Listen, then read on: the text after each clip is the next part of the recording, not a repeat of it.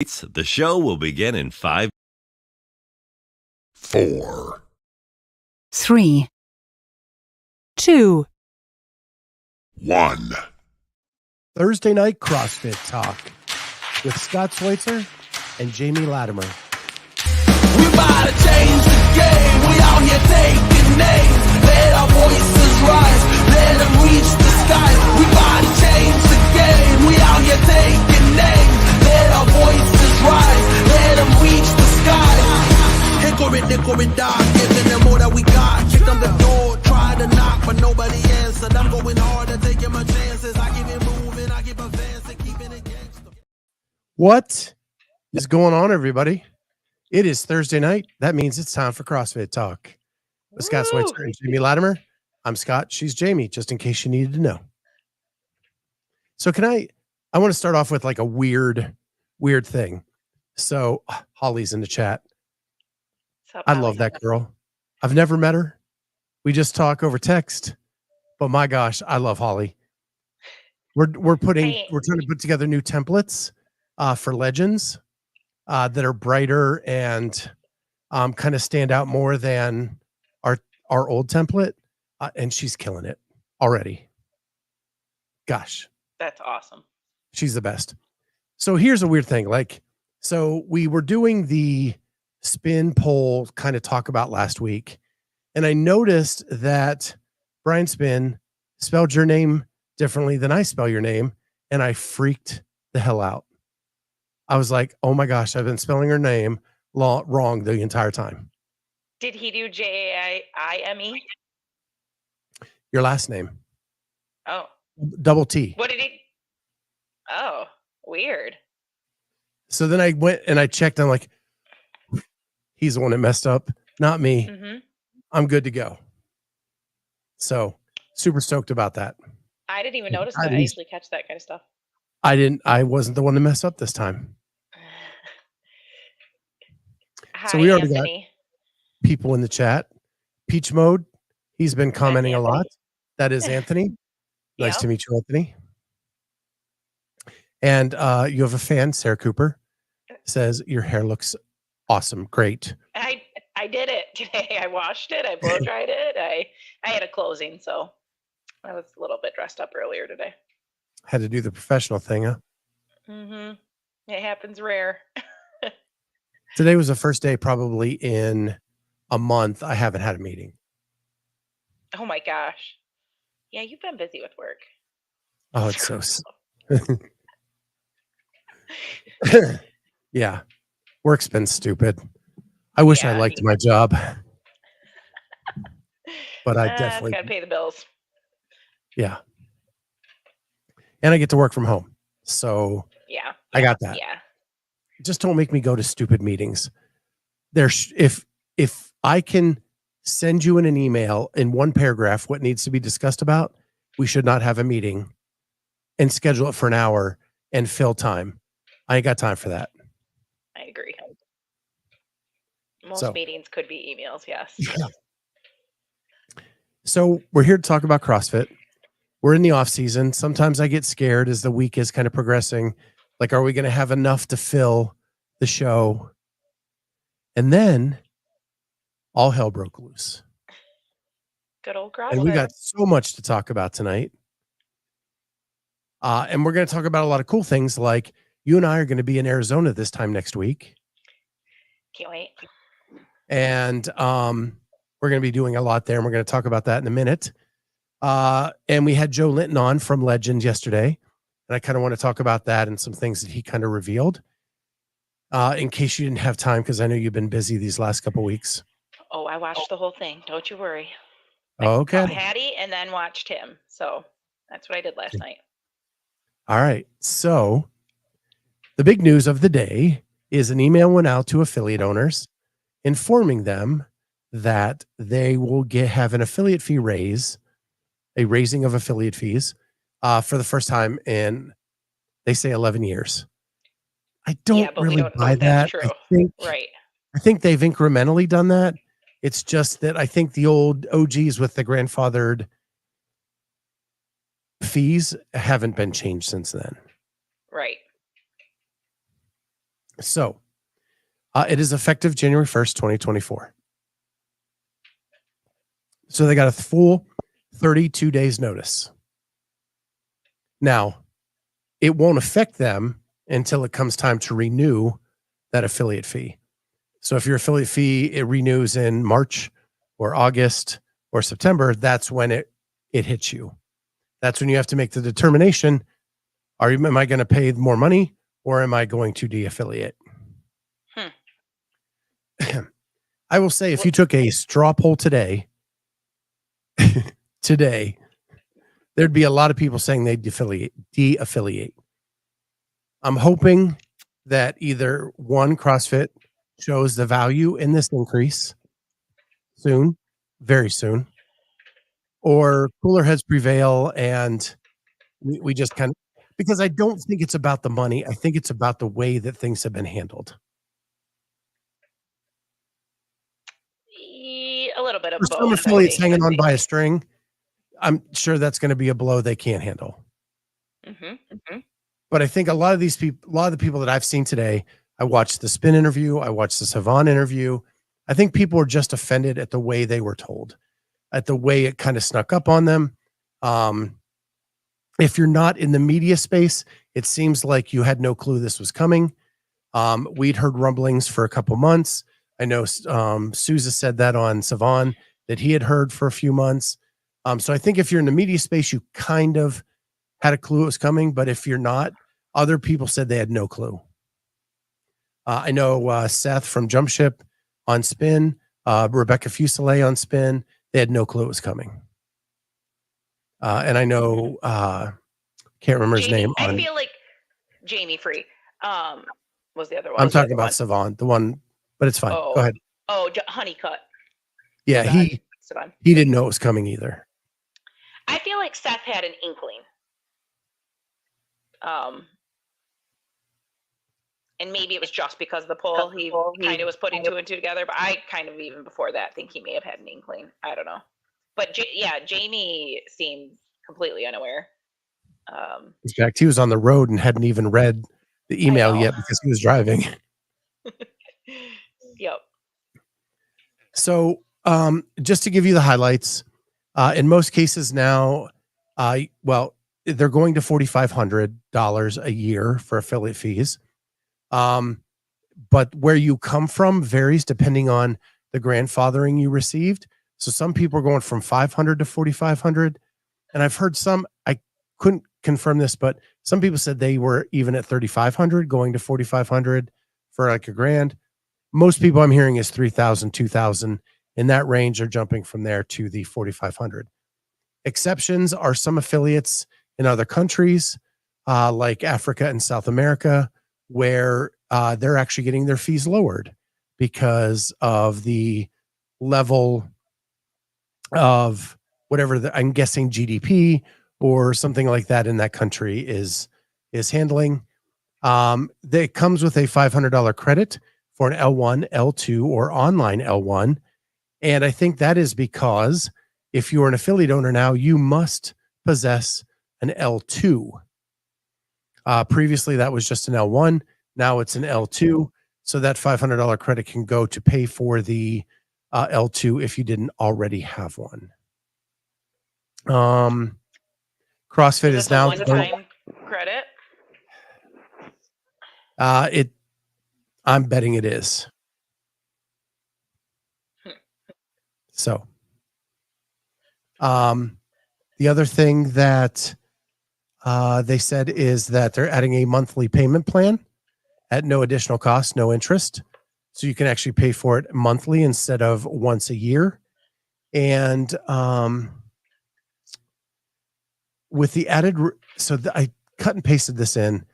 So with the added revenue coming in from higher affiliate fees in 2024, Fall has committed to the following in 2024. Growth, quality, and tools to support. And then I actually went and read the letter. I finally got it after I took the notes down.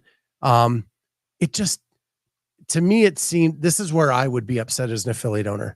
What is being promised seems like it was directly taken from a PR 101 textbook. It was so vague. It doesn't really tell you anything. And it is just insane that you would think that that kind of rhetoric being put in an email would answer the affiliate owner's questions and or calm them down or make them feel better about this, because it was just word salad. Yep, same old same. I honestly have felt that way almost every time I've heard Don speak. I know you feel like you're getting actual words from him, but I feel like it's just been corporate talk every time I've heard him speak, and this just continues to reinforce it for me. Sarah Cooper asks, I'm sorry, my mouse battery died. So did it specify all coaches L2 or just the owner or at least one coach? It said to be the affiliate owner, you would be required to have an L2. Now the $500 voucher can go to anybody affiliated with the gym to get an L1 online or an L2. If, say, the affiliate owner already has their L2 and doesn't need to go get it, they could use that voucher on one of their coaches. But the requirement is just that the affiliate owner gets their L2. Now, one thing that's not answered is, like Jamie Free's gym, he has a partner. They are co-owners. Do both owners have to have the L2? Yeah, this was my main question with this. And like Sarah's spot on. Like she just said her owners have it, but don't coach that often themselves. There's going to be gyms like that either the coach isn't even necessarily around anymore, or they really are just running the books and they are not the coach. In a way, you don't necessarily want that. I mean, I don't know, there's probably good and bad, but I feel like the best gym owners are going to be there day in and day out, and having them have an L2 and have a little stake in the game and knowing how a class should run, is probably only going to improve the affiliates. In all of this, that's kind of like, even with like the week in review with Dave, where he's talking about Hiller, talking about people getting to de-affiliate. Like, I think all of this comes back to, like, even Hiller's point, like, if you are questioning if you should be affiliated, de-affiliate. Because you probably aren't doing a service to the CrossFit space.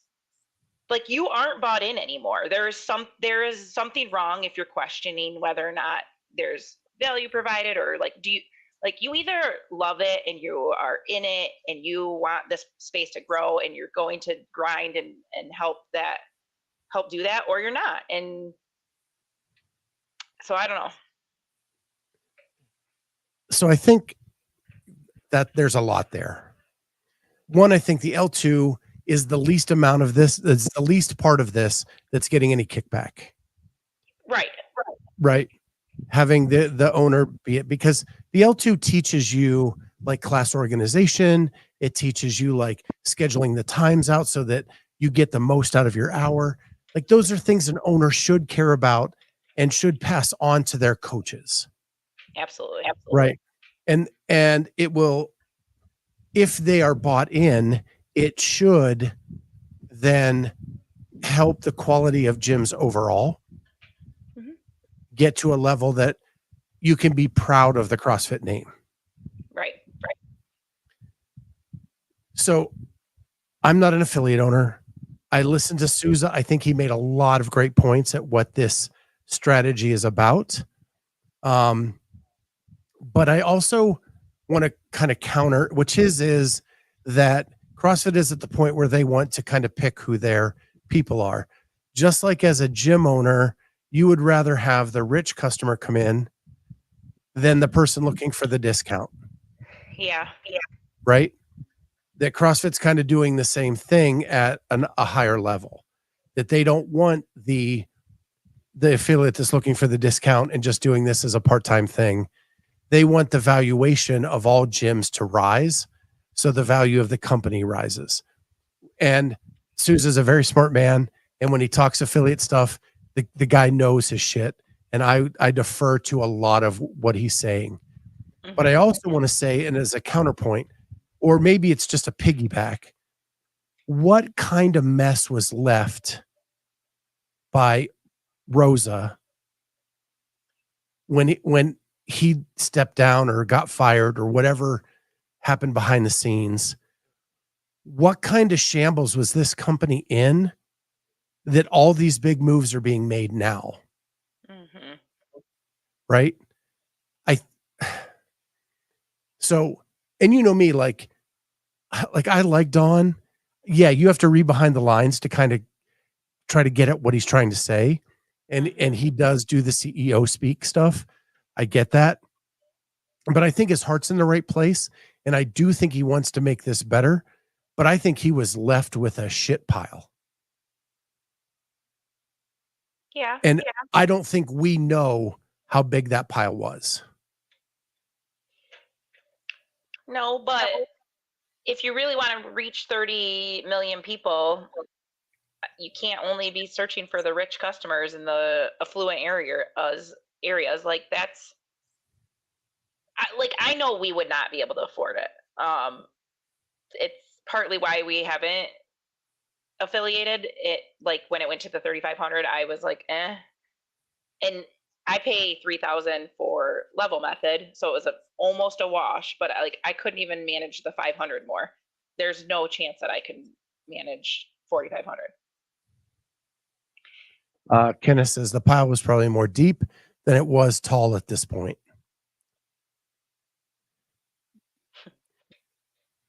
And I do like looking back.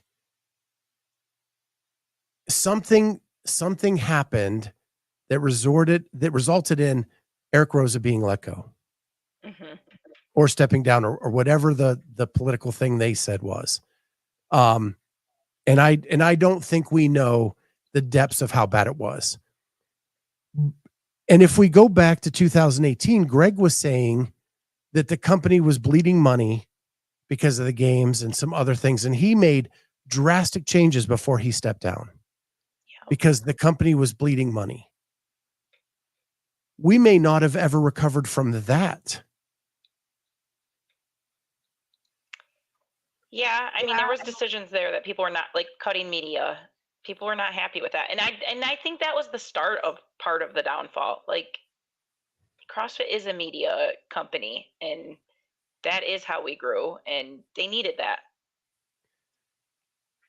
How much better would this announcement have went today if in that email or Dawnfall making a statement, which would have been way better, or having a town hall with affiliates, saying the first thing we're going to do is we're going to increase our media presence. If he would have said that one sentence, this comes off completely different. Because universally across the board, I have heard from affiliate owners who have said that's what we want from CrossFit. We want media back. We want people touching the heartstrings to get people in our doors. And then we can do the work from there. Yeah. So I think, in my opinion, it just like I think I've said after every announcement CrossFit has made, they're not making the announcement in the right way to, and it just is so damn frustrating. It's such a basic thing. Dawn, you're the face of CrossFit.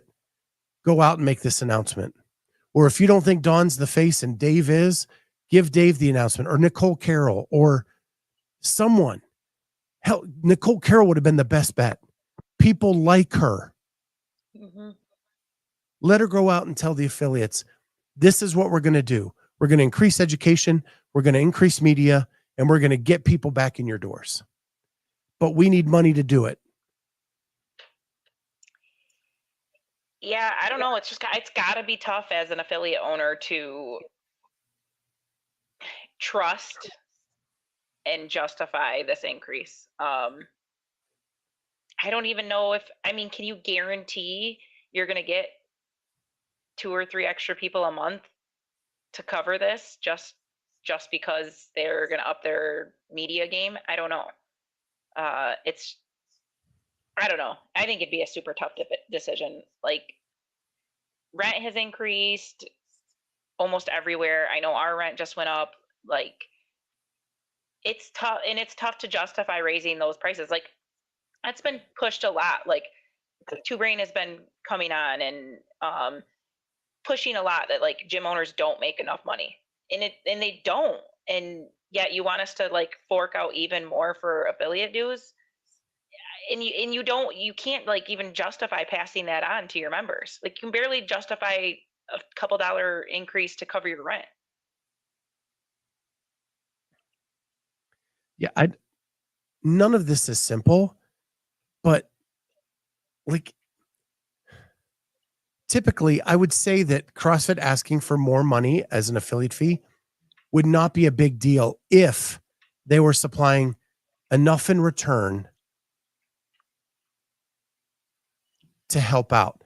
You cannot guarantee success of every gym, but you can do your damn best to give actual tools, actual things out to the affiliates, out to the community to draw people into their doors and give them the best chance to succeed. I guess I'd be curious if like, was there ever consideration? I feel like part of like 2 Brain and all the like affiliate you, any of that stuff, like part of their initial process is to like look at your per value, like per customer value, and to get rid of discounts essentially. So like that should be your initial. So like, could we have just started with just getting everyone at 3,500 and just started there? Like, maybe you get rid of the grandfathering fees. I don't know. Like, I just feel like there could have been incremental increases to everyone. Like, bring your $500 a month people up to $2,000, and your $2,000 up to $3,000, and then next year like one more, and show that you're like putting this money to good use, and then maybe consider $4,000 for new affiliates. I don't know. I have a lot of thoughts. I think though that like this is going to be a topic for a couple weeks, and like maybe marinating on this a little bit, because so like they're saying that reducing fees in Africa and South America because people can't pay for it. Well, there are regions of this country that people can't afford it, right? Absolutely. Like, to blanket it across a large country like the United States is like here in Ohio, in the Appalachian Valley, it is desolate. And they are probably the people, and that's where Dale King is, right? So, right. And that's where people need it the most. They need an alternative to what's going on. But there aren't many people like Dale King that puts in the work like that and can afford a $4,500 a year fee to start up. And now they're making a $500 application fee to become an affiliate. So that's $5,000 first year you have to put up to open up. And I know you can say all the franchises in the world that are way more expensive than CrossFit, but in Appalachia, Ohio, that $5,000 is like $1 million. So, but I didn't want this to become emotional, and I didn't want this to necessarily just be negative. I just wanted to report the news, kind of give our thoughts about it. Because I'm trying to be more positive. I know. Going into the holiday season, trying to be more positive. Yep. So I did want to bring up what Tristan said. We'll kind of finish with a couple of these. There's just a continuous lack of value provided from HQ for any change they make. All the changes detract, never add. This is the first change that directly impact owners' checkbooks. And still no value added. And cap ain't it. Sorry. Yeah. We heard that from a few people that have come on, affiliate owners have come on. Don't use cap. What's to say open and quarterfinal etc. fees don't go up as well. That would not shock me. Yeah. I mean, I've been doing the Open since 2013. I've paid the same $20.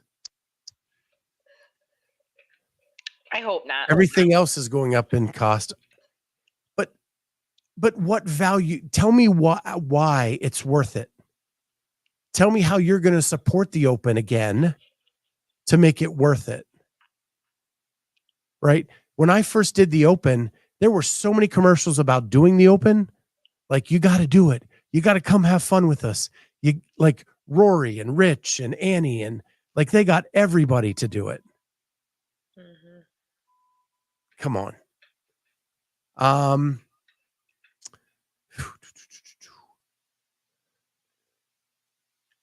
Andrew Sten said, had thoughts about trying to open an affiliate. Don't think it's happening now.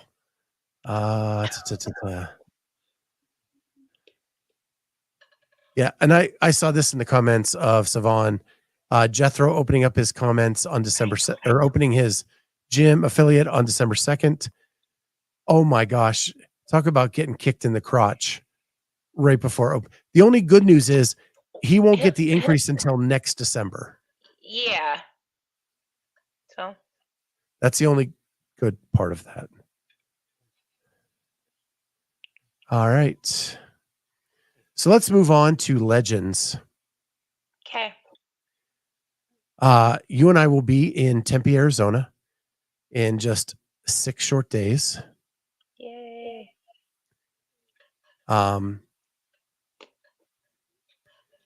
So what are our roles there? Our roles are Jamie is going to go kick ass and take names. Jamie will be competing in the 40 to 44-year-old division for the first time, as it was just your birthday. And Ronica's competing too? No, she's just going to be there. Oh, she's just going to be there. Yes. Veronica's going to be there too. Hype man Ron. And Jim will be competing. Yeah. But they're not on the show right now. Right. So it's just our roles are you're going there to compete. Okay. What are your goals for this competition? Are you there to win? Are you there to podium? Are you there to learn? Yeah, I'm always open to learning at comps. There's always something to learn. Yeah. It's funny because last night when I was talking to Hattie and Coach Krispy Kreme was on there, we were talking about how some competitors can't turn off the want to win, even though they go in saying, hey, I'm here to have fun and just learn. And all I could think of is that's what you said going into MFC, and you were there to win from the minute the first 3, 2, 1 went.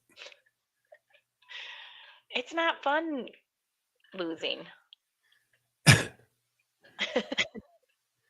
So have you looked at the leaderboard to see who's going to be there against you?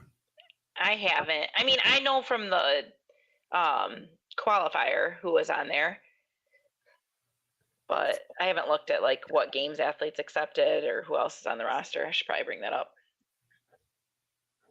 Yeah, I looked over it last night. But first I've got to put this up because it made me laugh. Kenneth says Jamie is going there to kick ass and chew bubble gum, and she's all out of bubble gum. Oh boy. You guys have so much faith in me. So I didn't recognize a lot of names, but that's not odd for me. I have to put names to faces to be able to kind of see it all out.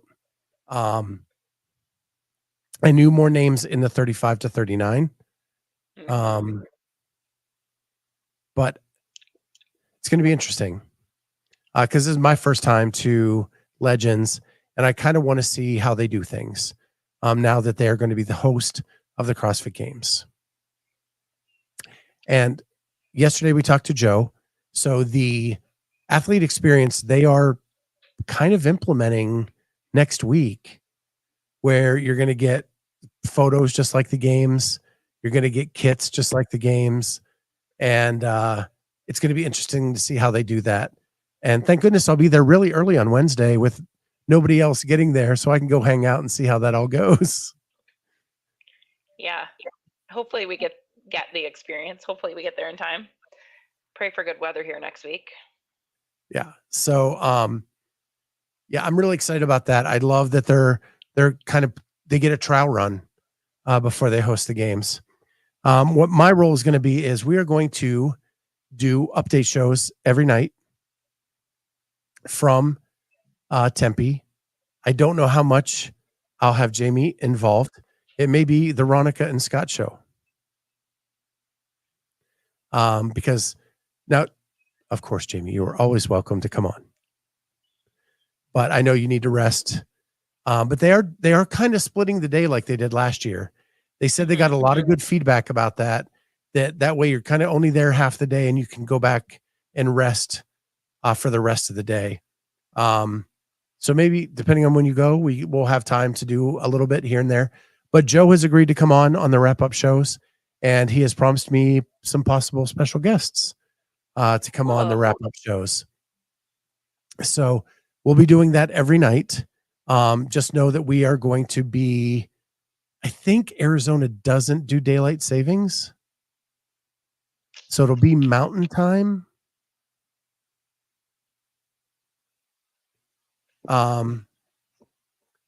It is sponsored by what time it is there right now. Yeah, it is. It is not their first sponsorship, Kenneth. He said on the show yesterday that they were sponsored by Born Primitive, I believe, and they by Monster Equipment as well.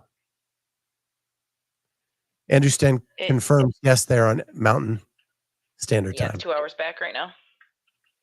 So we'll be kind of in that Mountain Time, 2 hours past normal. So we'll see when we can kind of get on. What I'm also going to do is find some cool stories. Joe shared some with me yesterday. They have people coming from Japan doing scaled. One from Holland doing scaled.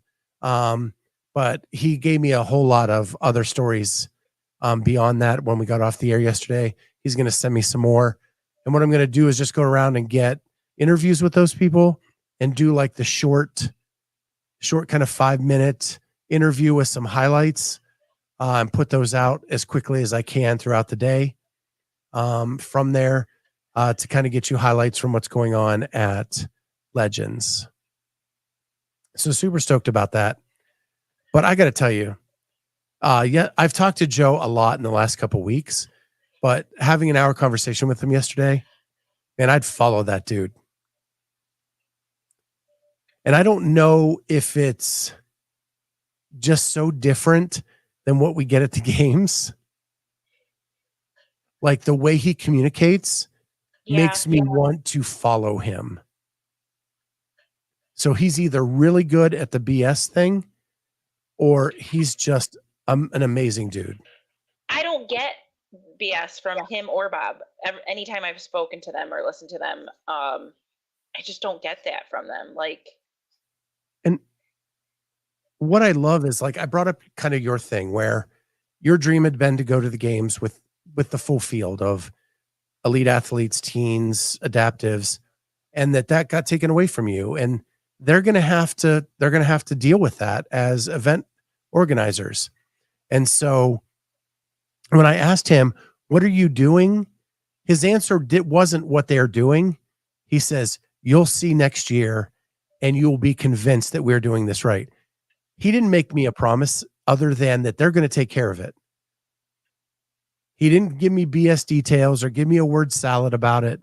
It was, trust us, we're going to take care of this. Mm-hmm. They're going to feel special. Yeah. I really enjoyed the process in California in 2021. Like, they had a pretty good kit. We got some pictures. Like, I could tell what they were trying to do.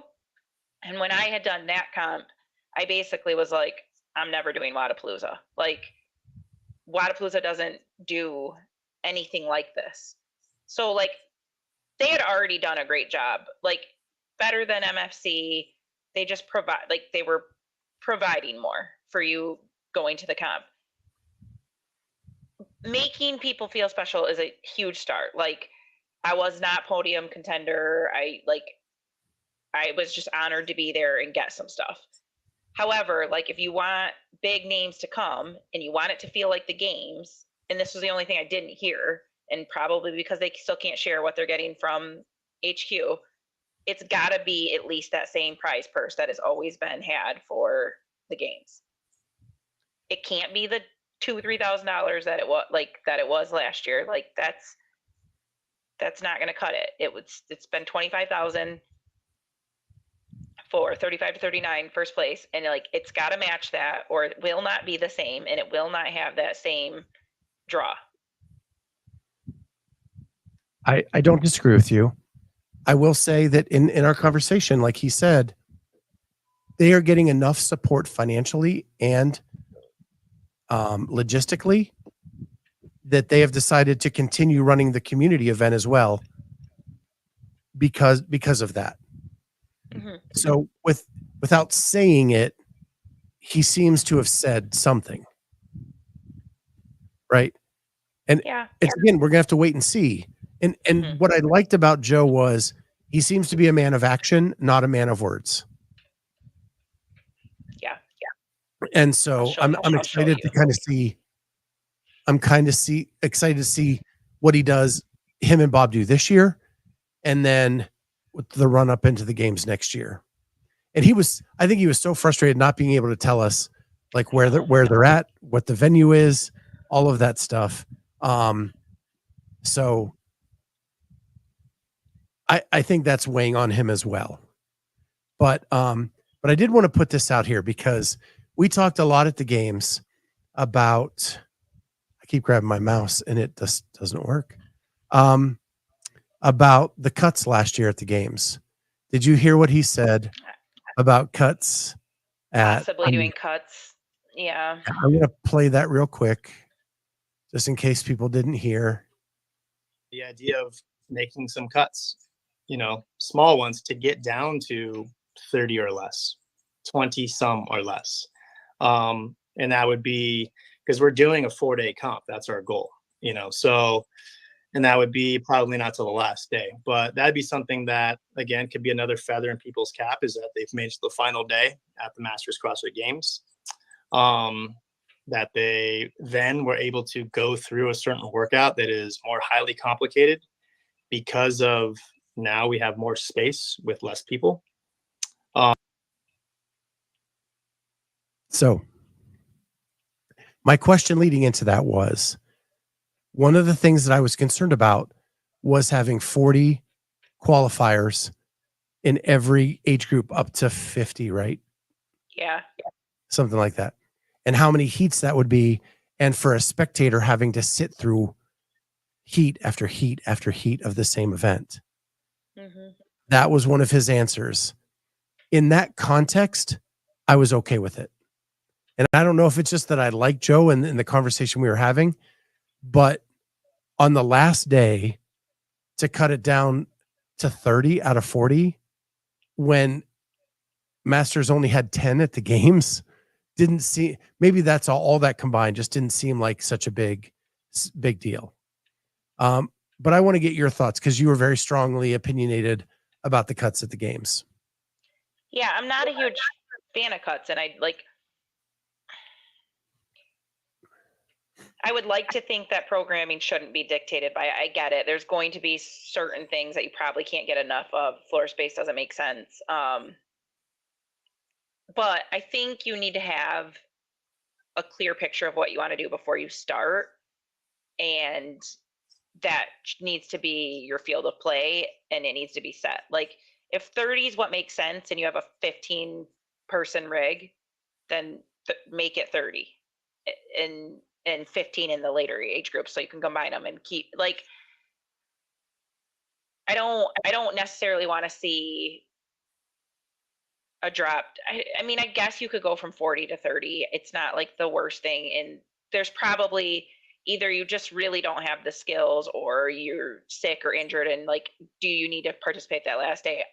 I mean, I guess I can see dropping the last 10, but you know how I feel about not getting the opportunity to compete and finish out an entire series of tests and figure out where you finished. It just sucks. But 10, I guess I can kind of see. I definitely wouldn't want to see them go from like 40 to 20 or 40 to 10.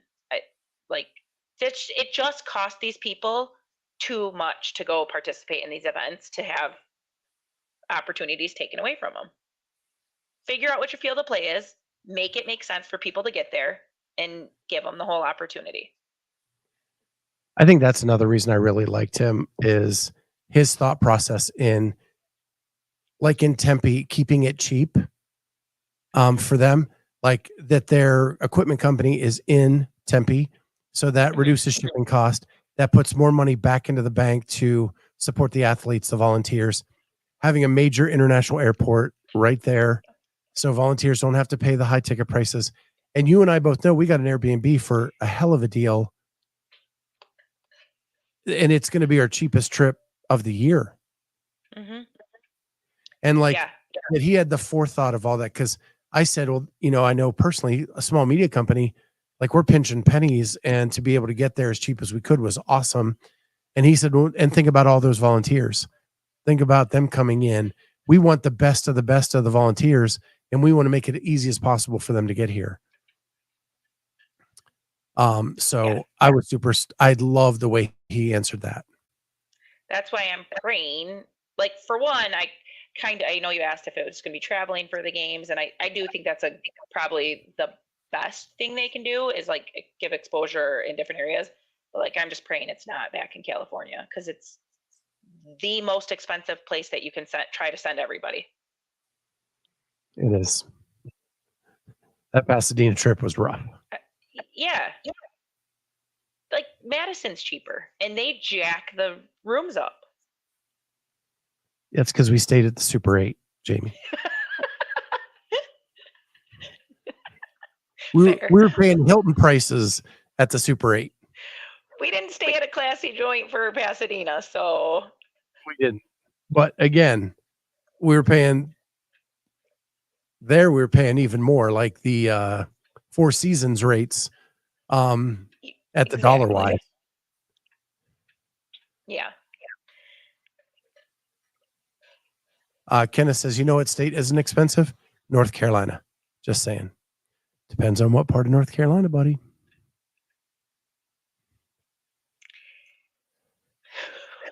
Ronica says, we ain't classy folk.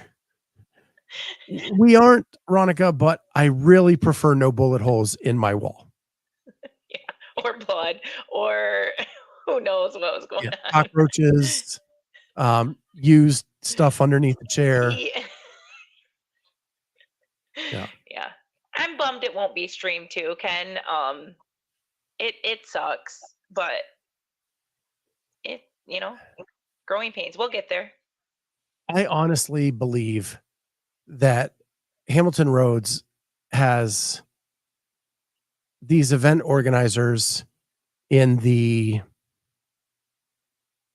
I was going to say by the balls. Yeah. Because they're really the only people that do this thing. And so like when Joe told me yesterday, they have two options, a $20,000 option or a couple $100,000 option. And there's nothing in between. Seemed utterly ridiculous to me. And 20 grand for a still freaking camera in the corner? Give me a break. Come on, Hamilton Roads. You can do better than that. So what I hope is more and more people do this guerrilla broadcasting, like has been attempted. We did it at like a local comp in Delaware last January. I know Savon's done it a couple times. I know Hiller did it with Fit Wars. Like, keep doing that and let's drive these prices down. Yes. So, yeah. So we'll move on. Sure, we're going to talk legends all next week.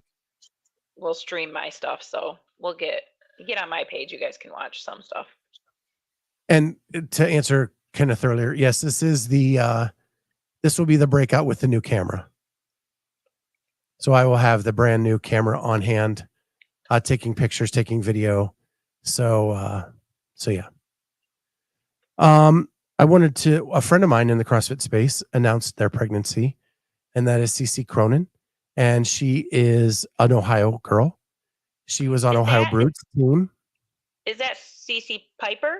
What? Yes. Yes. Okay, I wondered. She got married. Okay. Her husband was a teammate on Ohio Brutes.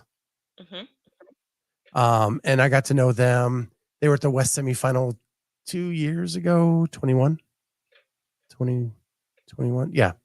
I think. Gosh, it's all a blur now. I got to know them there when they kind of upset the world. Nobody really picked them to finish in the top 5, and they did.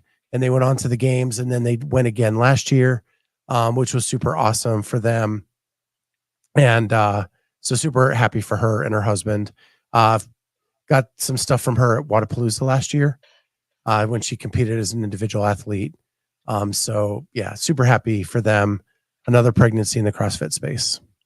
I remember watching her like on the team, and it was that run, and she like basically passed out from heat stroke.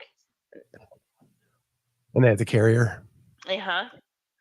They did carry her, actually. Yeah, I mean, yeah, they finished, and yeah, that was awesome to watch. I just that's how I know that name. I was like, oh yeah, I know exactly who you're talking about. But... And then the next thing I want to talk about is, I guess we can answer Kenneth's question. What did we think of Coffee Pods and Wad's new whiteboard show? I haven't seen it. I thought it was fine. And Jamie stepped out for a second there when she's back. Okay. I thought it was fine. It was a first run, so it's going to take some time to kind of iron out the kinks and see where he goes with it.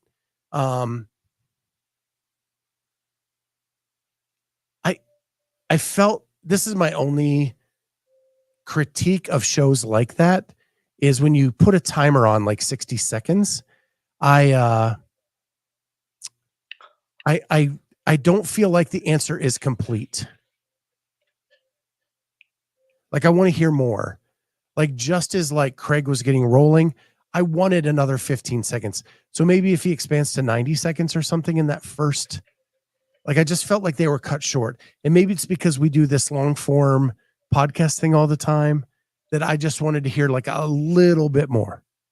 But again, it was a first run. I thought it was awesome. I learned a lot. I thought I liked the engagement. I think for a first show, the guests were too nice to each other. The way those shows work is when it hits a debate point that they can kind of go back and forth. So I think that'll all develop over time as they get to know each other a little bit more. My only hope is that he rotates in more people than like the other show that does something like that very similarly. Like I don't want to hear the same person's opinion every other week. Yeah. Like let's rotate some people through. So it's basically an around the horn. I saw someone else. It is Death by Okay. That's done on the Talking Elite Fitness channel. Yeah. Done by Peter. Yeah. I don't know. Yeah. So I thought it was a good first run. Alexis, hi. So this came through. This popped up on my YouTube. Jamie is the most inspiring person I've ever met. Jamie for the Games 24. I miss Alexis. She was a member at our gym several years ago and moved away. And she's doing like strongman stuff now. She's insane. But yeah, she was wonderful. I miss you. Well, that was nice. I love when people pop in and give compliments. That's nice. The next thing I wanted to talk about real quick is, so today I'm reading the Morning Chalk Up today just to kind of see, and I don't read it every day anymore. But they had a thing advertised for, we're going to look into where the rookies of the year are today. And I was like, that actually interests me. I want to know, because I don't even remember who all the rookie of the years were. Mhm. I click on the article, frickin' paywall. So the one article I've actually been interested in the last 4 months, I can't even get to because there's a paywall. So what I decided to do is I'll do my own research of who the rookies of the year have been and not just go back 5 years. I'm going to go back to 9 years, which is the first one they ever did. And we'll look at all of them for free and let you guys all see who it is and see where they are today. Because it ain't that hard to find where these people are. You did this and not Holly? I did this. I was Oh my so mad. goodness. I was so mad in the moment that I was like, screw this. I'm going to do this myself. And I'm going to find out. And you have to search for each year independently. There's no like Yeah. list of them. So Yeah. anyway, not that it was that. It took me 10 minutes. Worth it. I should have. It would have taken me longer to explain what I wanted to Holly in a text than it took me to do it. But so we're going to do this. We're going to go back from 23 to 14, which was the first year they gave out the Rookie of the Year. And I will read out the names and I'll let you tell the people where these people are. Oh, okay. Okay. 23, Olivia Kerstetter. How's she doing? She's doing great. Yeah. Semi-final, like games caliber for sure. Semi-finalist. It's whether she makes it out. Gosh, she's still so young. So much to learn. See, Angry Scott shows his disdain and frustration by growing a beard. I do. I grunt and it pops out. So 22. This is going to be a tough one for you. Emma Lawson. You know where she's at? How's she doing? Podium. And then that 22 year was the only year they gave out two, a male and a female. And it was Nick Matthew. Okay. Nick doing okay? He's doing. I think most people would consider him a games athlete too. For sure, semifinalist, likely games Two-timer. athlete. Yep. 2-time games athlete. Winner, event winner. Yeah. 2. Couple of them. Yeah. 21, Mal O'Brien. Have you heard of her? Heard of her.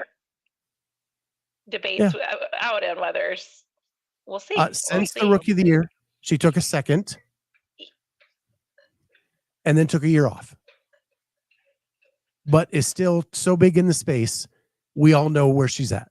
Exactly. All right. 20, Justin Medeiros. How'd he do after that Rookie of the Year? Back-to-back champ. Back-to-back champ. So, and in one bad year, but we know where he is. 2019, Haley Adams. What, 3 top 10 performances after that? I mean, she was in the running for top American woman. So, yeah, we know where she's doing. She's now being coached by Haley Murillo, but still at Mayhem. And that's complicated, but we know what's going on. Mm-hmm. 18, Laura Horvat. How's she doing? Pretty darn good. Doesn't get much better. Champ. Won her country's Olympic weightlifting championship. Crazy, right? 17. This is where it gets a little complicated, but I'm betting you know where this person is.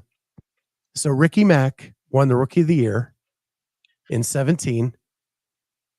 Had it stripped, so he was not officially the Rookie of the Year anymore. But we know where he's at.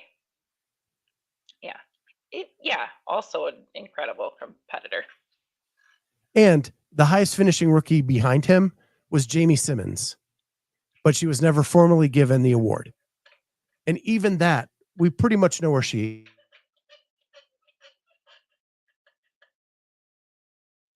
Did I lose you? It's me. It's my internet again. Oh, okay.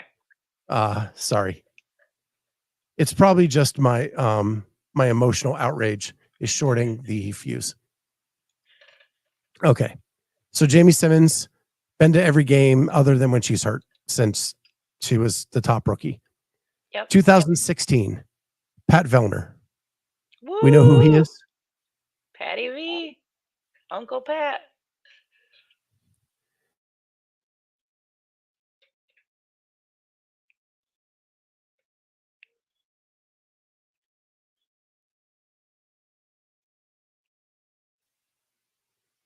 Oh man, I lost you again. Yeah, it's my internet. Let me. Boo.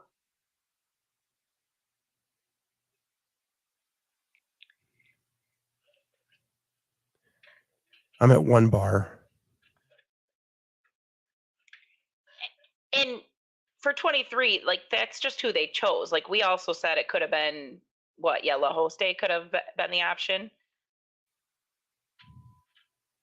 Correct. So, but they've obviously made good choices with their rookies of the year. I'm going to try to shut this extra window. See if that helps. Okay.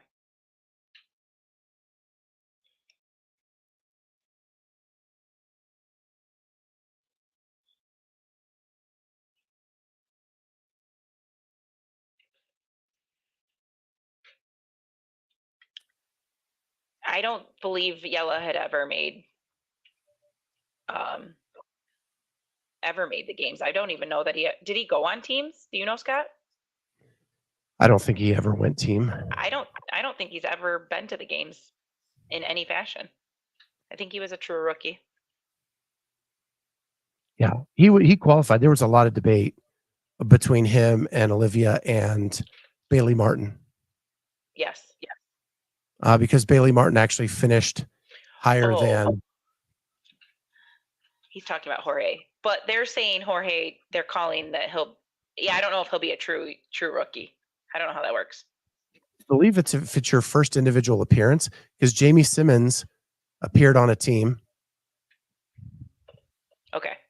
So they're talking about Jorge possibly getting it next year. So did we get through Tia Claire Toomey, or did I break up too much? You broke up at Tia. So 2015 was Tia Claire Toomey. And we still know where she is, right? Yeah. And 2014, the first year the award was ever given out, was a guy from Vermont named Matt Fraser. We know where he's still at. Mm-hmm. So this breaking news story that was behind a paywall to see where the top or the 5 past rookie of the years were and where they are now. Did I read a name where you don't know where that athlete is? No. Some of the biggest names in the sport. Yeah, I mean, you got a bunch of champs on there. Like whoever's picking rookie of the year is doing a pretty damn good job. I would say so. So Fraser, Toomey, Vellner, Gerard, Horvat, Adams, Medeiros, O'Brien, Emma Lawson, Olivia Kerstetter. I'd take that fantasy team. Yeah. Are you kidding me? Morning Chalk Up. Come on. Paywall for that. I feel like with the sale of Morning Chalk Up, they should have unlocked some of these paywall articles. Spirit of the games, I couldn't even tell you, Kenneth. That I'd have to send off to Holly. I know a couple of them, but yeah, Sam, Noah, I don't know. Becca. Yep. Cole Seger. Yep. Oh yeah. I think Bailey won it 1 year. Bailey Real? No, Dan Bailey. Oh yeah, probably. Yeah. So, and then Noah won it this year, right? No, Noah won it last year. Yeah. I don't even know who won this. Roman year. won it for his one-legged jump rope. Yeah, that was not my pick. Now you're getting me all pissed off again, Andrew. Yeah, moving on. All right. So this weekend we have Down Under. I'm not going to go into detail. If you want to see like all the workouts and everything that are going on, check out Barbell Spin last night. Their episode from last night. They went through every workout, talked about who would be good, who wouldn't be good in that workout. That's not my cup of tea. I'm just rooting for my girl Annika. I want her to have a good performance down there. and podium and have some confidence going into next season because I picked her top 20. So Any other big Caitlin names Van out there? Ziel had to withdraw. She had a hernia. And even though she said it's not painful, it requires surgery. And the doctor said, please do not do the event. Man. So Maddie Sturt's there, Jake Douglas, all the big names on the men's side from Australia are pretty much doing team. So Jay Crouch, Bailey Martin, Royce Dunn, I believe, is a team. Okay. Going up against Noah, Chandler, and Tola. Ooh. That could So be that interesting. I think is even more interesting than the individual side. Yeah. That'll be fun to watch. And then Jesse Smith and Danny Spiegel have a team together on the women's side. I didn't know there's some like Torian vets on the female side putting a team together. But yeah, I think that men's team is probably that team competition would be the most fun thing to watch from Down Under for sure. So this is that thing where they picked like a couple captains who like picked their own teams and are competing. That's not this. That's the weekend of Legends, isn't it? Okay. In the Gold Coast of Australia, maybe. Okay. So yeah, this is something they do every year. If you remember last year, Tia was supposed to take a team. Said she had a back injury and couldn't participate. Then we found out that the back was more the belly and she was pregnant. And there were a lot of big names that went last year, like Saxon Panchek went. So it was a much bigger deal last year. This year, it seems not quite as big with, I think, everything else going on. Mm-hmm. And yes, Kenneth, they get fireworks at Torian. The other thing you referenced is called the Fit Fest. Yes. And that happens next week while we are at Legends. Yeah.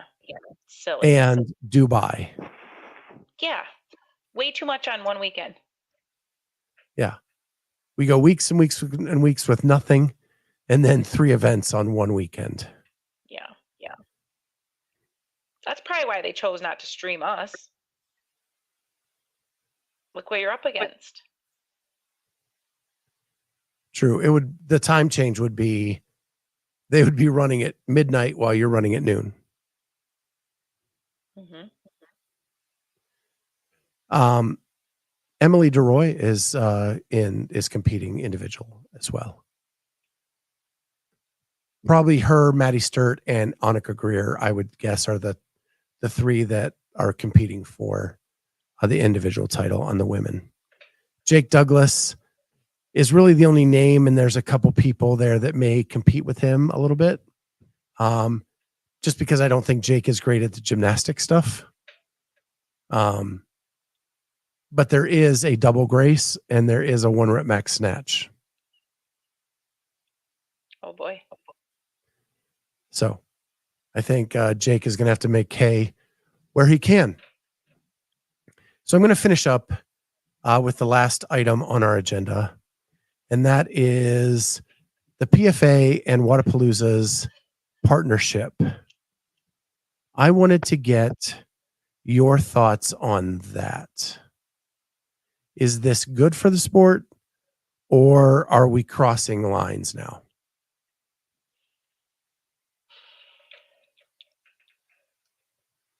What are they advising on? Do we have any idea? Are they advising on movement standard? Yes. Yes. Are they helping draft a guideline of movement, or are they? I mean, I guess to me it would depend on who's on the PFAA. Do they have any ties with any other? They're not competing, correct? And do they have any ties with anyone else that's competing? That's where it could get blurry. So I think this is my understanding. And again, this is where I think the lines can get blurred because we don't really know. I don't think the PFA know the workouts. I think what they did was give them like a list of standards for common movements. Okay. Like, this is the standard we want for a burpee. This is the standard we want for a box jump over. There would whatever. Okay. Without knowing the programming. Okay. Carolyn just popped in and said, did you see on the list of things that athletes can appeal are other athlete scores, which has never been allowed in a CrossFit competition. You could only appeal your own work. Yeah, that seems like a can of worms.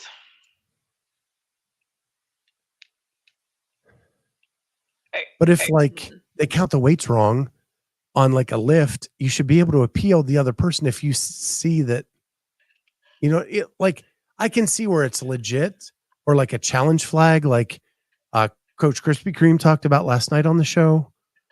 I think that would be like something valid. I hope it's not overused. Yeah. Do you get one challenge? Right. I mean, if you use it, is there penalty? I don't know. Like, do you get it back if it's correct? I don't know.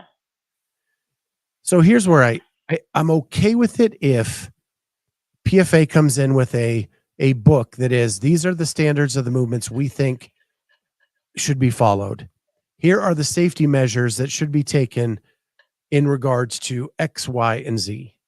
Mm-hmm. Like, rope should be cut at floor level. You shouldn't have sandbags where someone's going to land. Whatever. Without knowing the programming. The minute it would cross a line for me is if Wodapalooza went to the PFAA. Hey, we're thinking about doing this event. Would you be okay with us doing it this way? Because at that point, then some people have information that others don't have. Absolutely. Unless you have a board at the PFAA that are not competing in that event. And then they would have to sign an NDA not to share.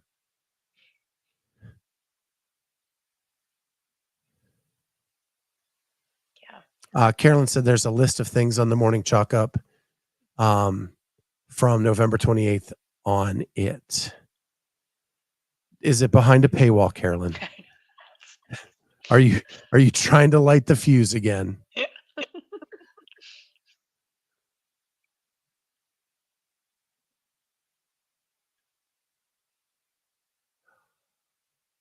Trying to type one-handed does not work for me.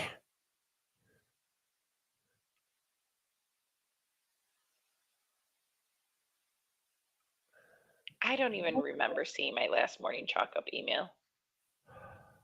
I don't know if I unsubscribed or what. Oh, there you go. Oh. Well, of course, they're making it so easy to find. I'm probably blocked. Sarah Sigmund's daughter's competing? She withdrew. She withdrew also? Yes. What's her reasoning? Leg injury. What? That's what was stated.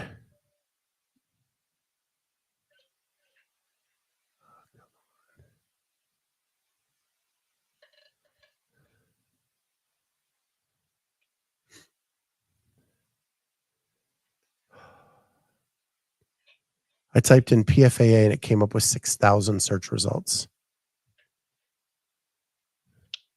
Yeah, all I right. pulled up. I have it now.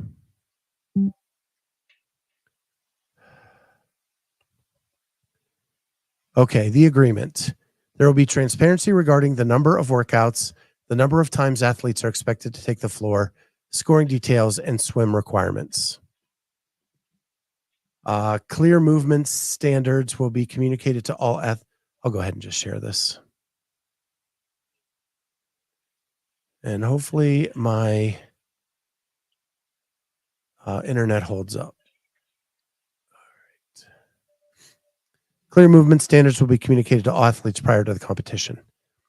Payout will happen within 90 days and will not exceed that time period. There will be a PFAA athlete liaison on site. There will be virtual on-site training for judges, and there will be performance reviews. Wow. Athletes may appeal other athletes' score. There will be a clear plan in place before the start of the competition in case of extreme weather. Minimum work requirements will be clearly stated and communicated to all athletes prior to the competition. There will be equipment equity, heat equity, and consistent lanes for all athletes in each division. How are you going to guarantee heat equity in Florida? Like clouds and move. Yeah. Okay. So those are the things that are in the agreement. So that's that. Thank you, Interesting. Carolyn.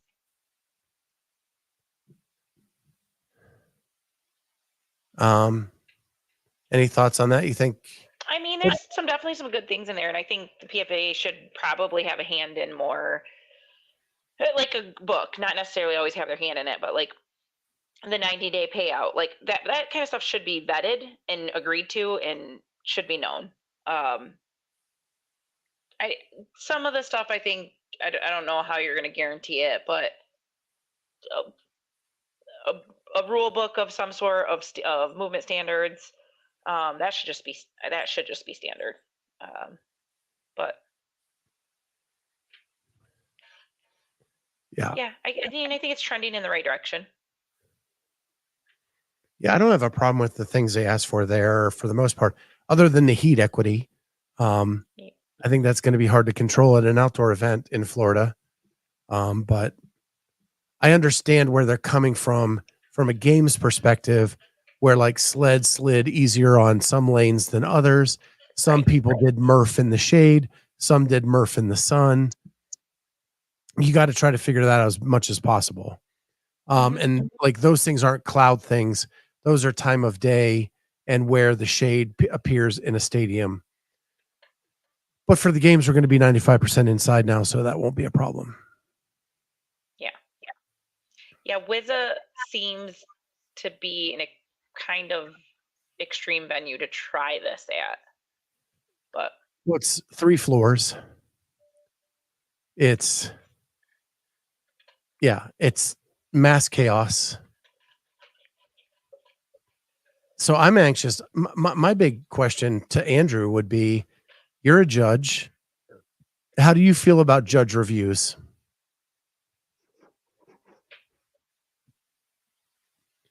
They already do that though.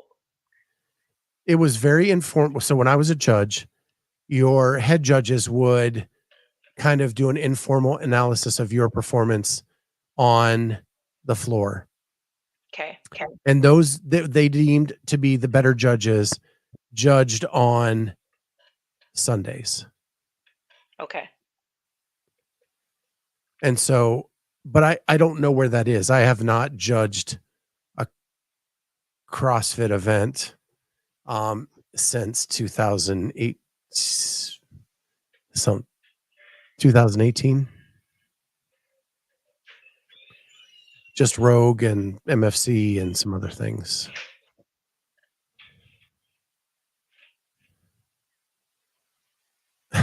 Yeah.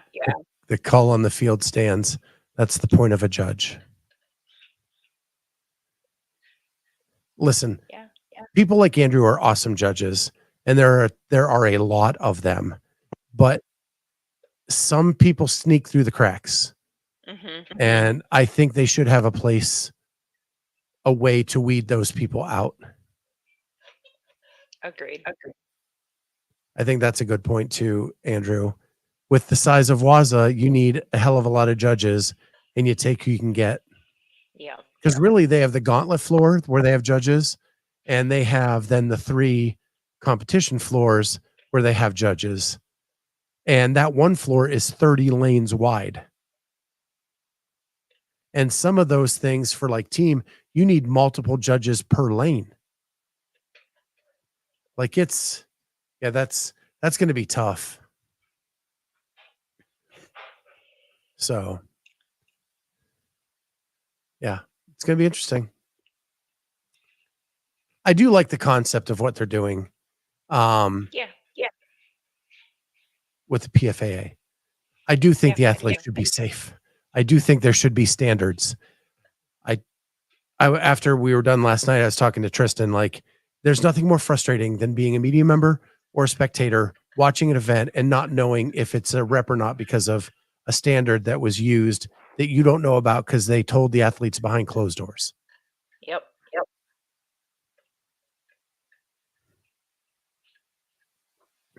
So I think athlete briefing should be public. So, or made available, especially to the, like Sean and Chase at the games and Stacy, when they're doing their stuff, they know what a rep is and what isn't, and not just guessing based on their experience, because that sucks. And that's putting your marketing people in a bad place. And how do you think the people at home feel when they don't even know the rules and can't even be explained the rules because the people announcing the story don't know what they are? Yep. Wow, I'm irritable tonight. Well, with that being said, that's about our show tonight. We will be in Tempe, Arizona next week.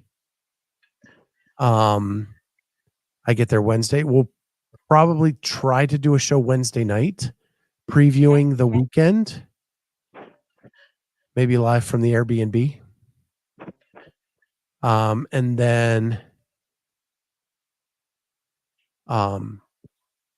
then we'll just play it by ear the rest of the weekend. See if Jamie's all out of bubblegum or not. And then we will all this good sleep you're getting lately is getting you fired up. That is true, Kenneth. Way too much energy. Can I just tell you, all these stinking squats I've been doing, my hips were cramping up today. Like I'd be sitting in my office chair. I get up to get coffee or lunch and it would just seize up on me like a 90-year-old man. Did you do your death by? I did. Oh, good. I got to round 18. Nice. I got to 9 in the 18 and said, I'm done. Yeah. This is enough volume for me today. I want to be able to walk. Good job. But also last week I had as a Metcon for squats was 9-minute AMRAP at the top of every minute, 30 single unders, max air squats. And my goal was to get 10 around. That left me real fast because my engine sucks right now. So December is engine month. All right. So we're going to do engine stuff all December. Awesome. So by Christmas, I'll be yo-ho-hoing down the chimney with care. Oh, Kenneth. Bruce isn't here and Kenneth is hitting the buttons. So I have all the pieces. It's now just putting it together and getting Jamie and Holly back in the editing mode. And Jamie might be busy for the next week. I might be busy this next week. But after that, we'll get rolling on it. Yeah. It really just takes me doing like one major part. If I can get one major part done, then it just starts rolling because I'm back in that kind of groove. But yeah, that's what we're doing. Early Christmas gift sneak peek. We'll see. Not promising anything at this point. Maybe I'll add a membership and put it behind a pay. No. Nope. not going to do that. Going to leave everything for free for my listeners. You guys are the best. With that, we'll see everybody next week, probably Wednesday, not Thursday, on Thursday Night CrossFit Talk. Talk to everybody next week. Bye, guys. We about to change the game. We out here taking